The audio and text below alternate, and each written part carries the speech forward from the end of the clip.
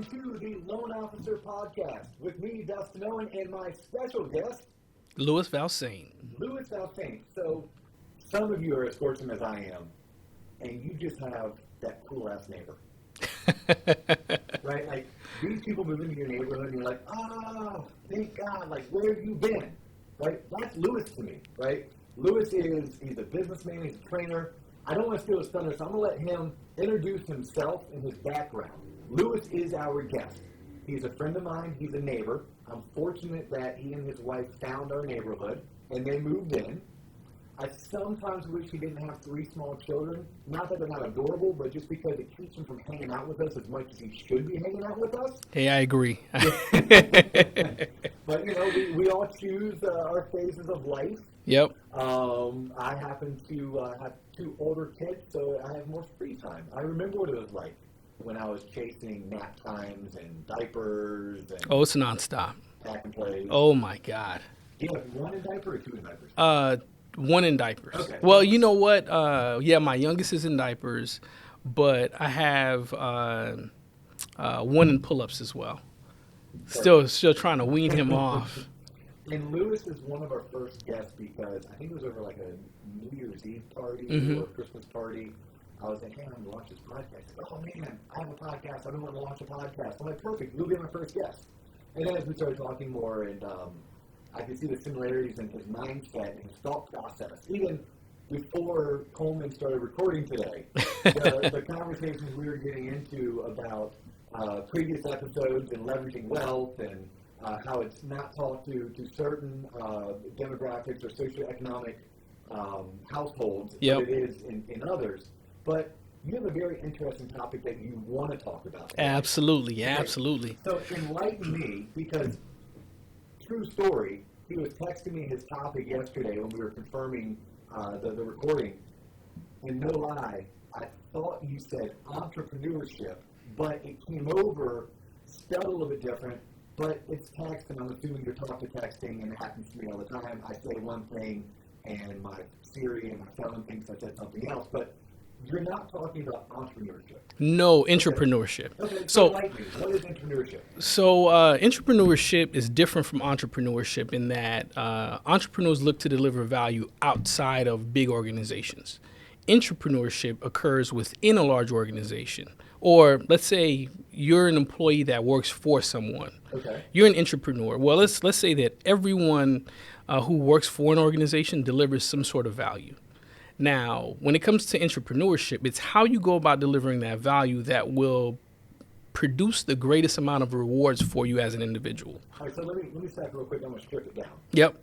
Here at Waterstone Mortgage, just in our Orlando office, we have roughly 50 associates. Mm-hmm. This podcast that we're going to jump headfirst in, all 50 should be listening. Absolutely. Perfect. So that means anyone listening who works for someone else, Yes. has a job, Yep.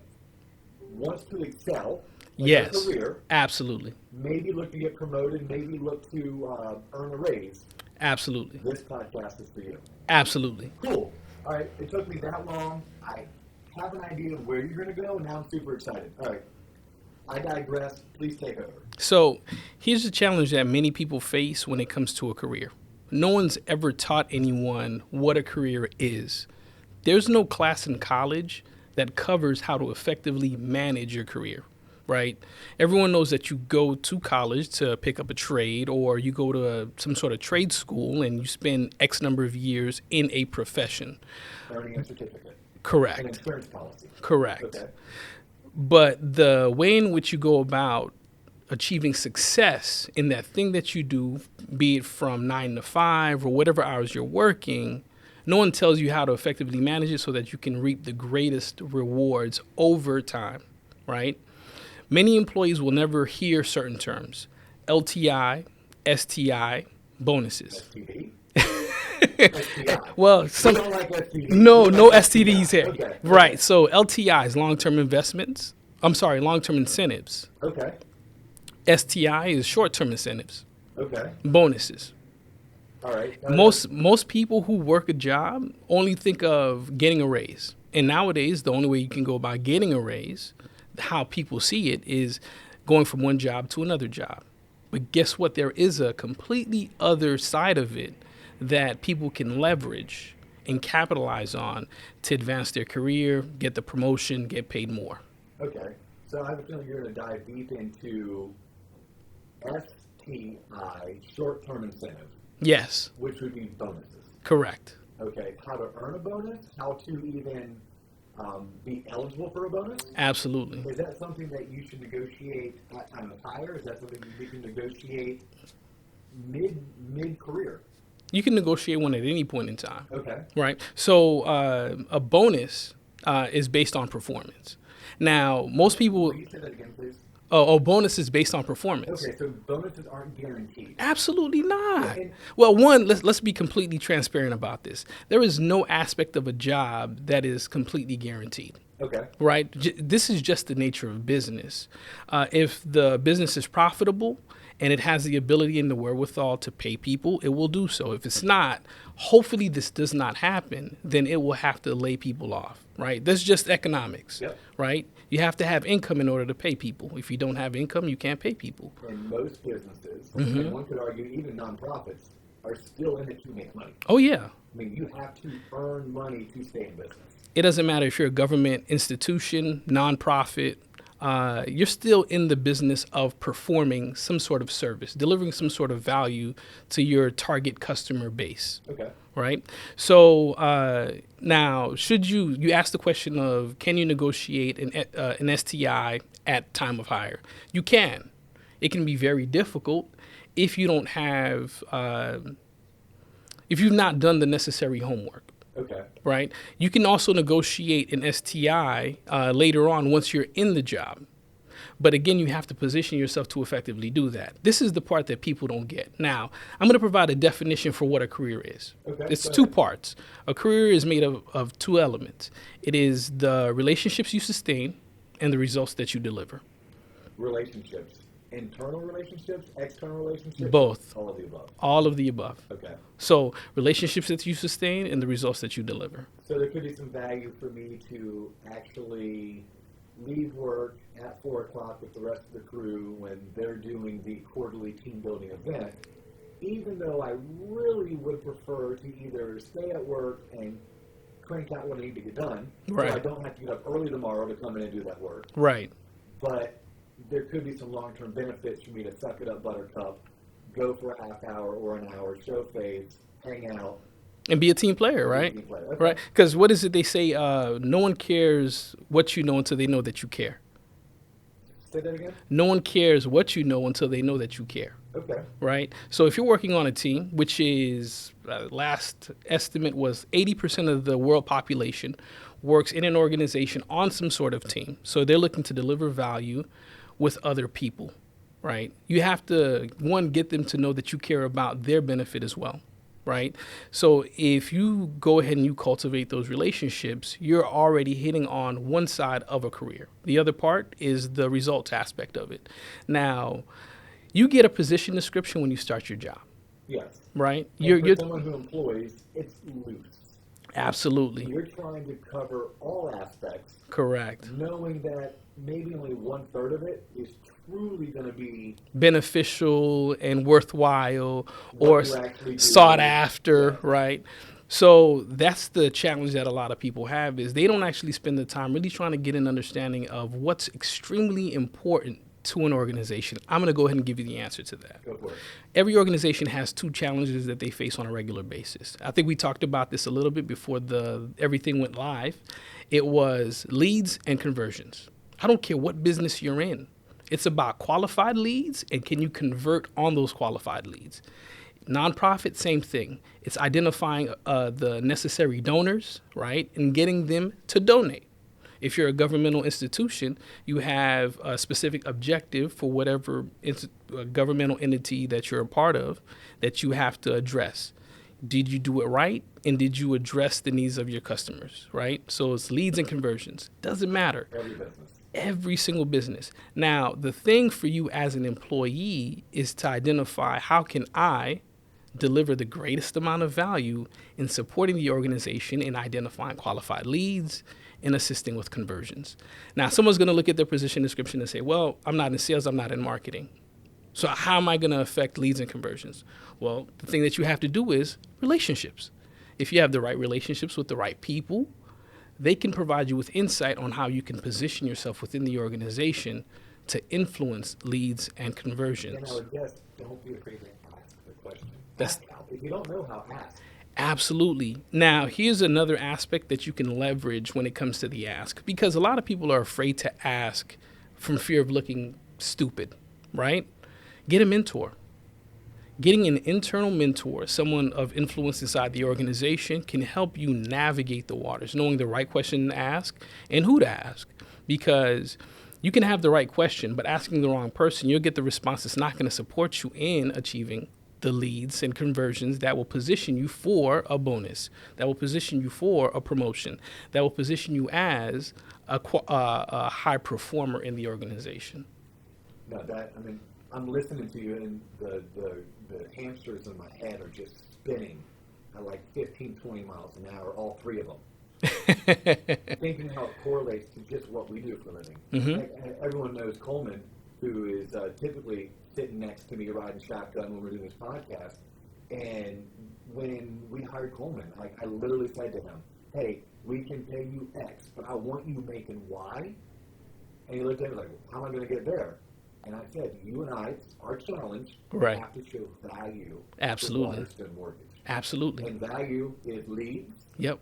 and conversions. That's it. The more people we get to tune into this podcast, the more value we're bringing. Absolutely. As long as those people who are tuning in like what we say and want to pick up the phone and inquire about Absolutely. either working here Yep.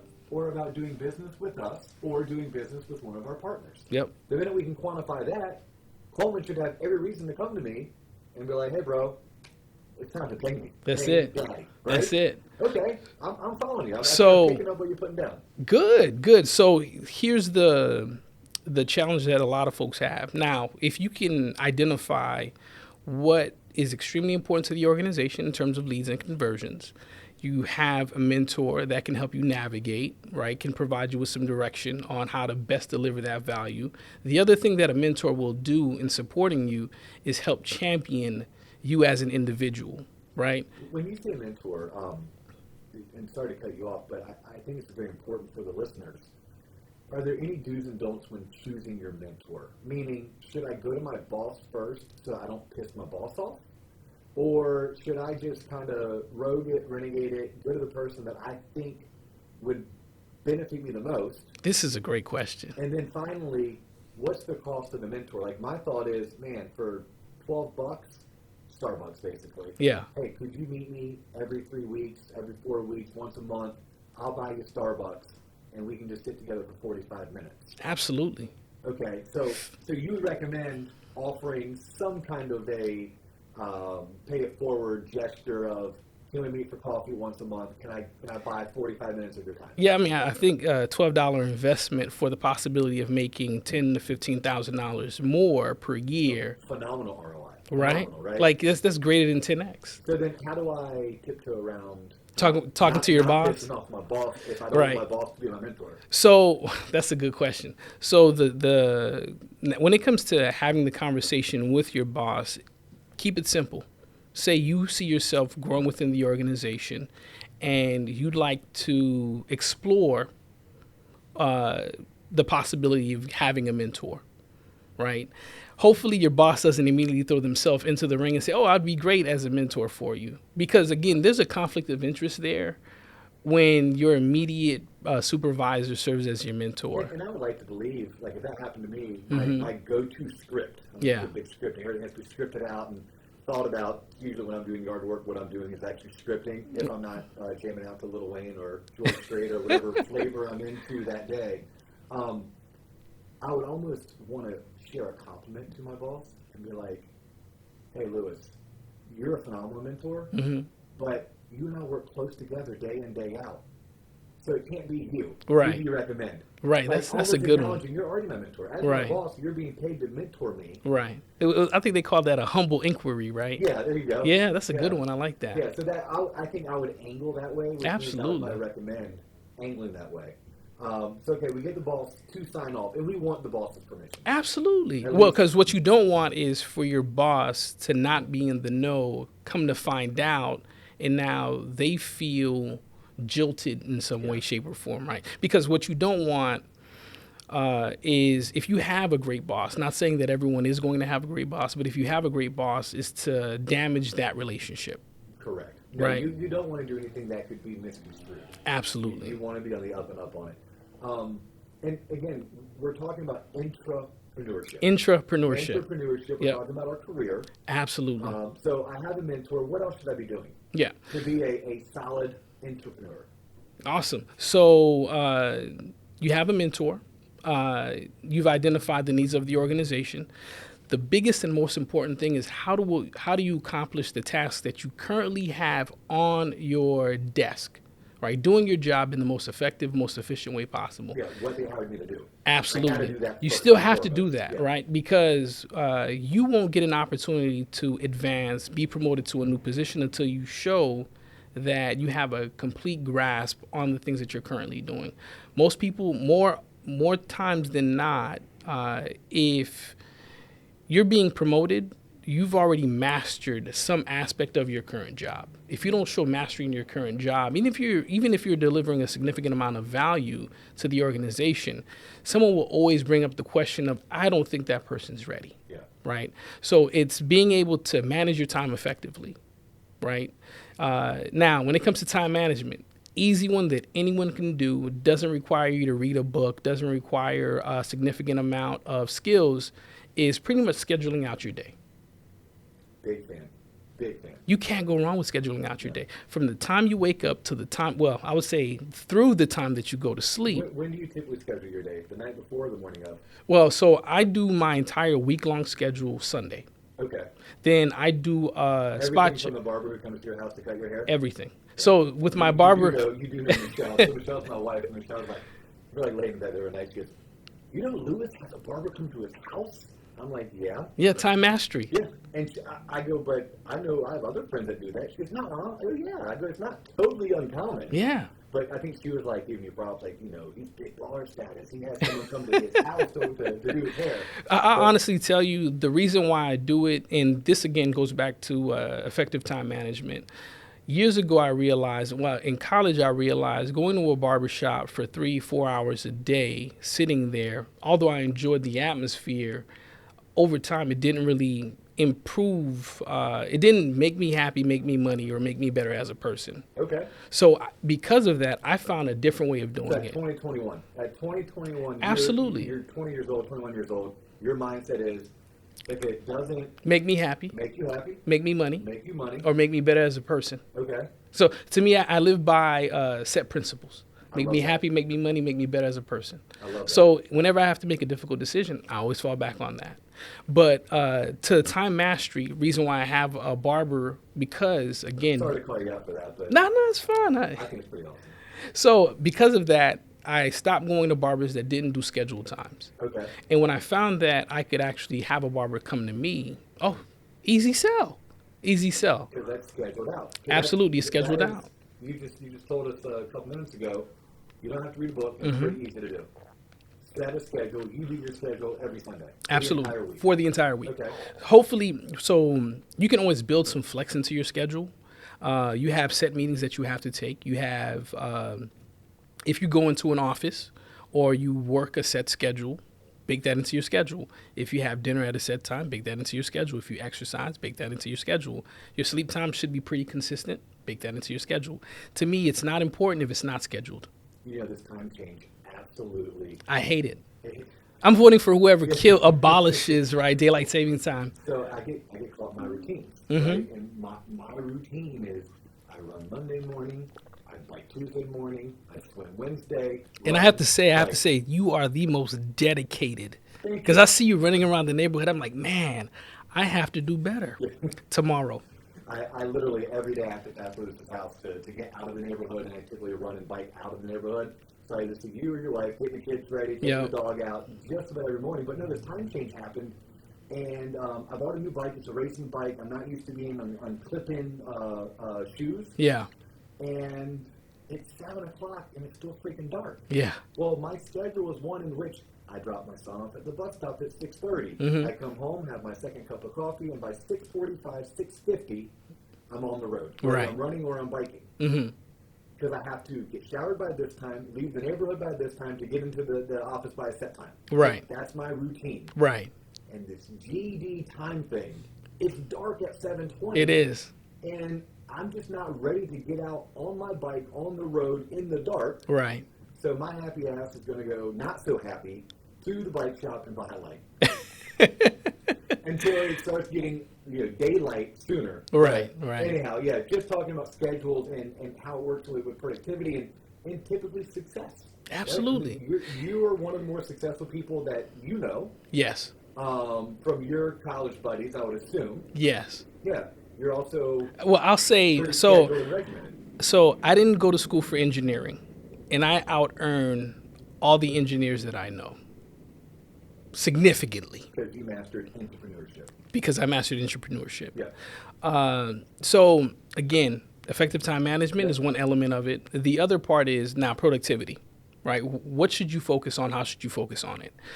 Email answering. Email, this is me personally. Email is the bane of our existence, but you have to do it. So you have to figure out a way to do it in the most effective manner. And by the way, social media is the bane of our existence. Your kids are just too young for you to recognize that. That's true. So That for is us true. older professionals, it is email. Yeah, that Just is. wait till your kids get older. I'm not looking forward to it. Yeah. All right, I digress. Sorry. So emails, because we spend so much time on it, and again, email delivers the least amount of value in terms of, unless your business is the business of emails. If you're an email marketer, I would say, well, focus on doing the emails extremely well. But for everyone else where value is delivered in another fashion outside of email, you have to figure out a way to effectively deal with the emails. Again, have a conversation with your supervisor indicating, hey, you'll be answering emails from a set period of time. You can do it for the first 15 minutes of an hour.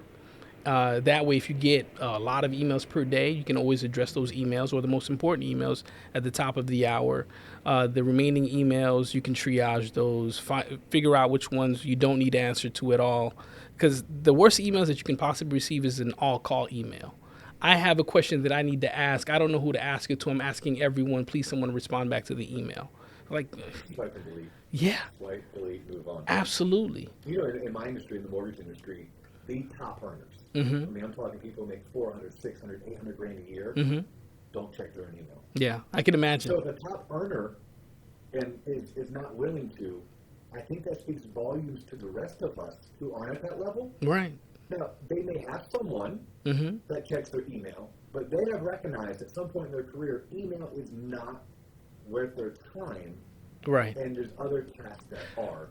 Now, that might not work for most associates, Right. right? You're talking about a sales professional who's running their own book of business, who's out self-promoting and marketing. Right. You're just getting started. Yeah, but I think it still holds true Mhm. at the evils that email can be Yes.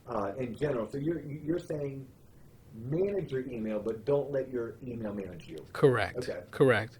So I take it in your industry, you do a lot of direct sales kind of. You're looking to have a conversation with someone directly or have a conversation with an institution of some sort. Correct, and I think it's most sales organizations. Right. I mean, like I think of me as whether I'm a life insurance salesperson, a financial advisor, Right. whether I am a hedge fund manager. Yep. It's still person to person. Yeah, I still need to reach out to people who want my services and my product. Right. In those instances, a conversation goes a lot further along because you get all the things that you miss in an email. You have to do a lot more in an email to convey warmth, to convey understanding, right? To convey sincerity.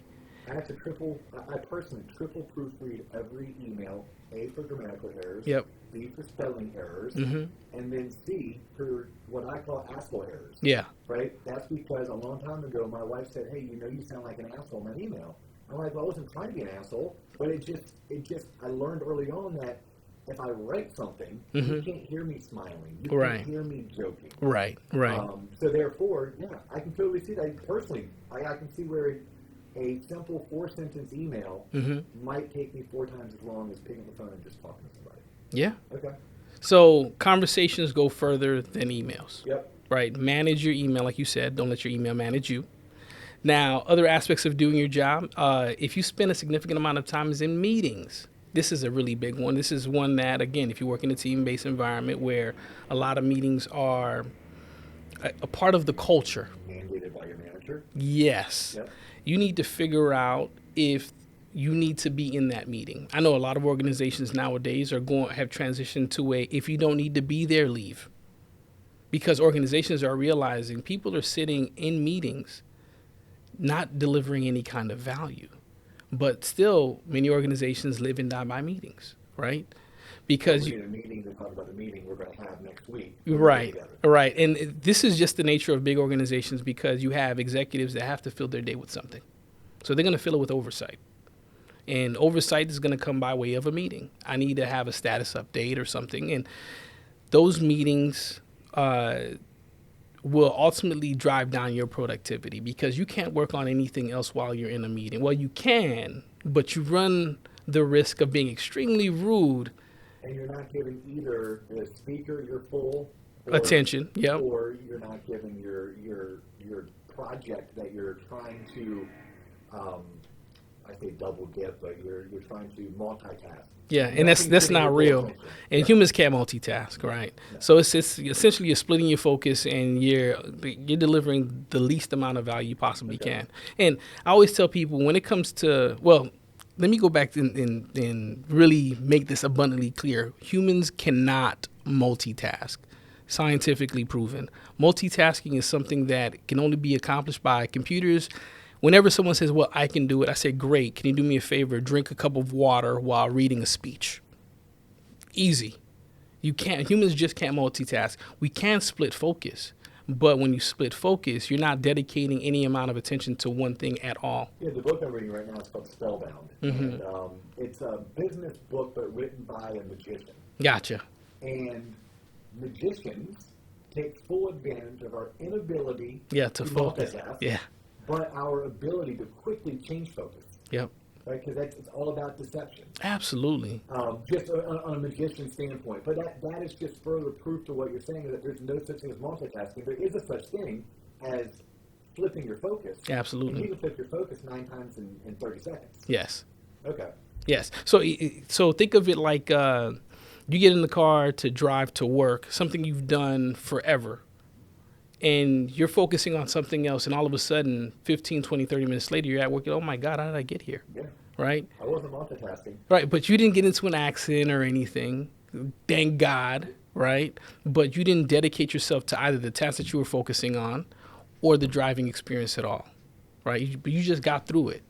So when it comes to working on any particular activity, focus. Dedicate the time. Cut out anything that would steal your focus, social media.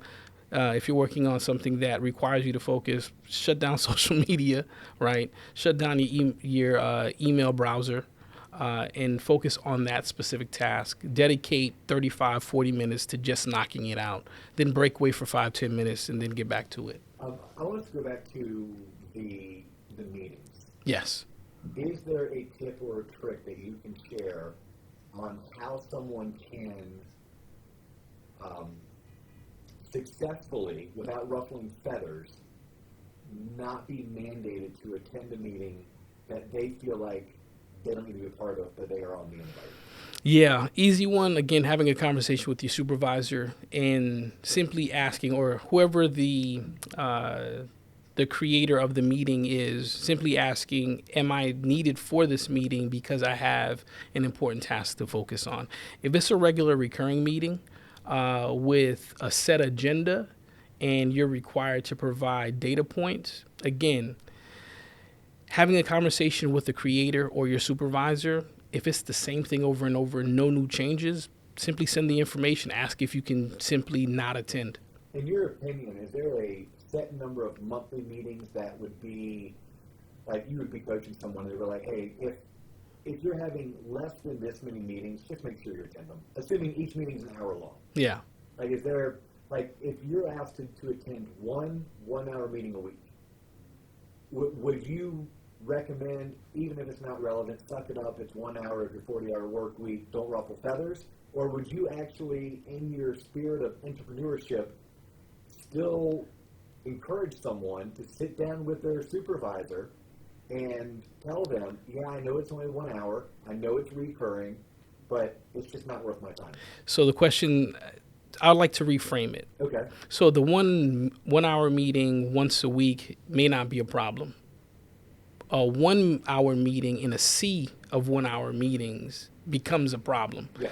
So I know for me, early on in my career, I constantly had a running joke with my colleagues of, when do we have time to work if we're constantly in meetings? And it was usually after hours, on the weekends, On your personal time. on my personal Yeah, time. especially if you're salaried and not hourly, Correct. then it's totally your personal time. Correct. Or even if you're hourly, right, you do have the added benefit of being paid the additional hours that you work. But there is a point where that work-life balance issue comes into play, where It's not worth the squeeze. absolutely, like you can work 60-hour weeks, but you don't have any kind of social life whatsoever. Like, well, what do you do with that, right? Is there really a benefit to making all of this money that you don't have time to spend, nor do you have friends to spend it with because you've avoided them for so long? The only time I would ever recommend it is if someone could see the light at the end of the tunnel. Yeah. And they're like, look, I'm building an empire. Yes. I'm building this thing. It has to be focused. And if I know I have to do this, but it's going to be for 2-3 years, 2-3 months, whatever the case may be, Mm-hmm.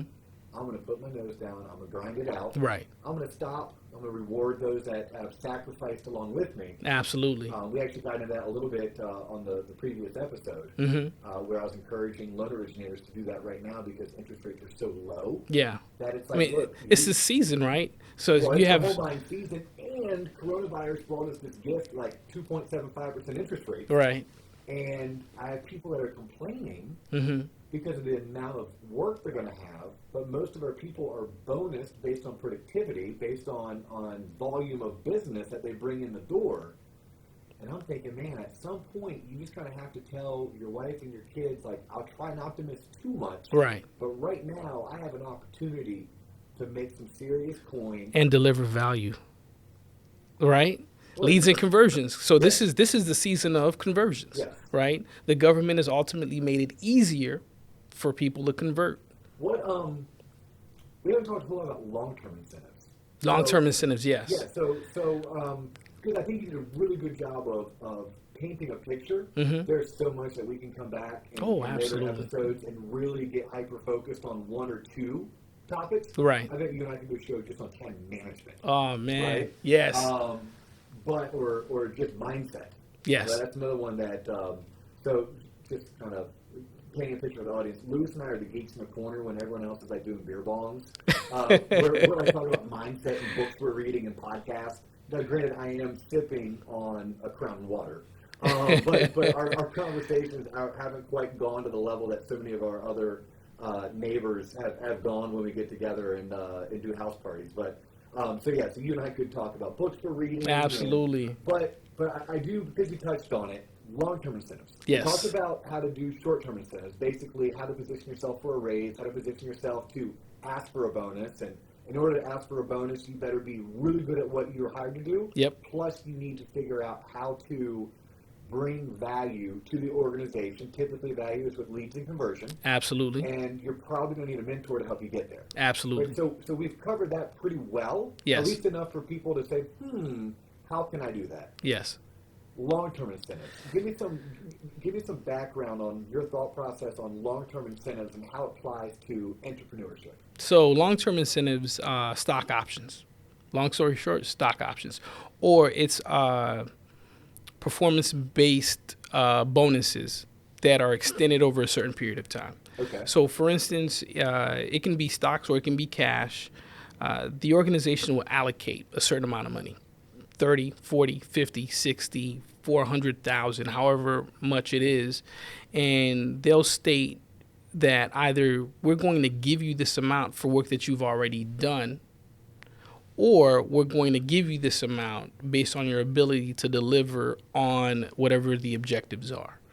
Do you recommend that I sit down, I say I, but the listener sits down with their employer and broaches a subject, or do they wait for the employer to bring it to them? Is it only a certain level person or certain level professional that is given long-term incentive? Right. So long-term incentives are, now it depends on if you work for a publicly traded organization or not. That was my next question is, Yes. what if I don't work for a publicly traded company? Can I still get things like stock options or profit share or long-term incentive? Absolutely. So you can, now the mechanics of an LTI are different based on the organization, but most organizations make it very clear how they reward high performers, right? So this is an option that an organization will give to a high performer to keep them keep them within the organization for a longer period of time. I call it the golden handcuffs. Absolutely. Like, as an employee,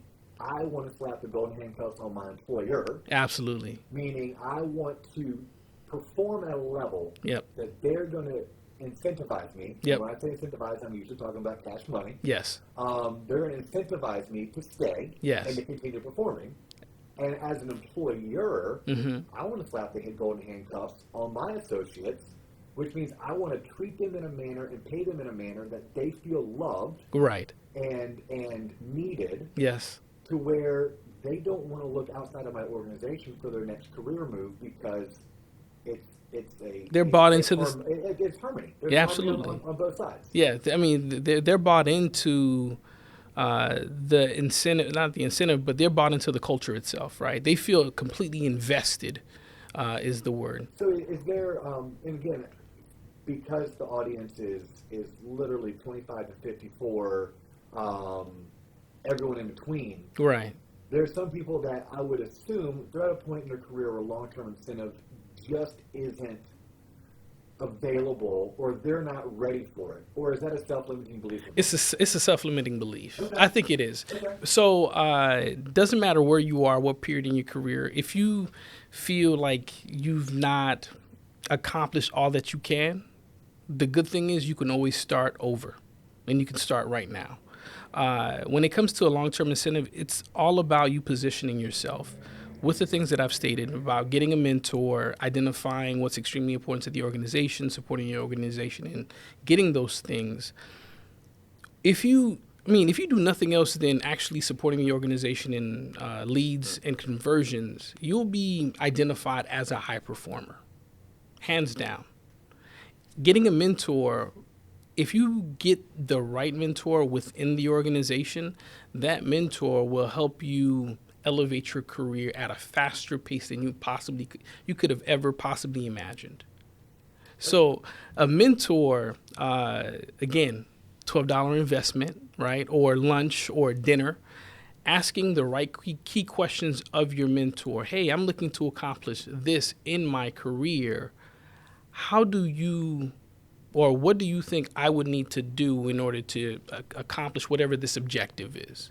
And hopefully the mentor can provide you with some insight. And by the way, a steak dinner, steak, Yes. potatoes, salad, and asparagus Yes. for 4 would run you about $50. Invite them to your home. Oh, Let them absolutely. into your life. If Yes. you want your mentor to buy into you, let them buy into all of you. Let Absolutely. them see where you live. Yes. Let them see how you decorate. Yes. Right? You'll get 3 times Mm-hmm. the amount of value out of that mentor, and it'll cost you 1/3 of actually taking them out Yep. to dinner. Yeah, absolutely. On the long-term incentive as well, as you were talking, I was thinking, okay, so I always thought of long-term incentives for CEOs, CFOs, senior level executives, because it's stock options. and Yeah. it's some really badass stuff that if my boss is listening, Doug, I would love to know about some long-term incentive plans. But if I was a entry-level Mm-hmm. office assistant at a dental office, Yep. there's no reason why I could not sit down with the partners of that dental practice and talk to them about a long-term incentive plan. Now, it might mean that I need to do all of my job plus help them become better at billing. Yes. Right? Because if you're a dentist, there's probably bills going out, but not all the payments are coming in. So Right. how can you help out in bill collection? That's a good one.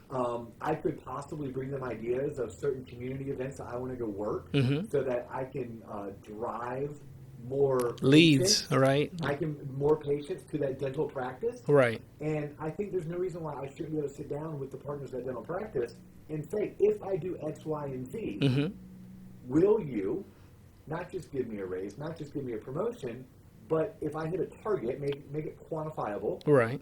you'll give me a $5,000 bonus. And I promise you, I've never been a dentist. One of my good buddies is. Shout out to Dr. Curley.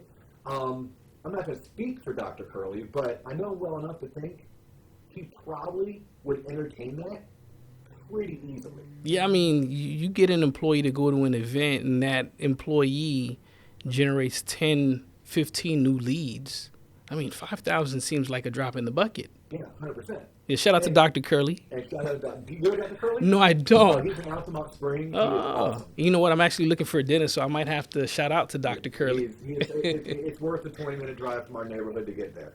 But no, it really applies to all people, especially if you can figure out through your mentor. Yes. Figure out through your mentor what does it cost to acquire business. Yes. Right? Because every company knows their acquisition costs. Yeah. I mean, I have friends of mine that flip homes for a living. Mm-hmm. They know that it costs them basically for every $3,000 to $5,000 they spend, they'll be able to purchase and flip one home. So their acquisition cost is $3,000 to $5,000. Right. I'm sure Dr. Curley knows his acquisition cost. Yep. Here at Waterstone, I know my acquisition cost. I know how much I need to spend on past client marketing, on loan officer compensation, et cetera, to make sure that we are procuring the number of leads we need based on our conversion ratio to close X in production that should profit X in gross, which is net, right? Right. Like, every business knows that your mentor, no matter where you are in your career cycle, entry level or senior level executive, Right. you should be able to, if you want to practice entrepreneurship, Yes. you should be able to sit down and figure out short-term incentive, Yep. STI, Yes. and long-term incentive. Yes. Different way of looking at it. So think of an STI as performance-based bonuses.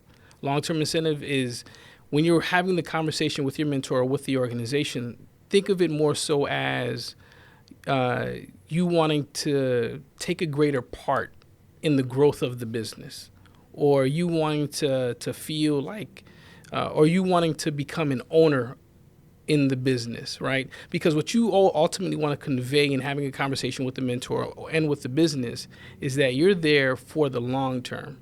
Because if you're having a conversation and the conversation simply focuses around how you can make more money, but not how you can benefit the organization, they're going to question whether or not you're going to be there for the long term. Yeah, no, and that typically is a conversation that's a recipe for disaster. For Absolutely. Most. Yes. And the word that I tend to go to is intimacy. Yes. Right? Like, be intimate with the business. Mm-hmm. Like, do you know the whys? Like, why are decisions made? And how are they made? And Right. who's making them? Yes. If you can figure that out, but it's going to take you caring, right? Give it Absolutely. first. But, and this is in life in general, the answer is no if you never ask. That's it. So by asking, you're only going to make your position better. You won't make it worse. You'll just make it the same. The worst thing someone will tell you is, no, you're not ready. No, we're not ready.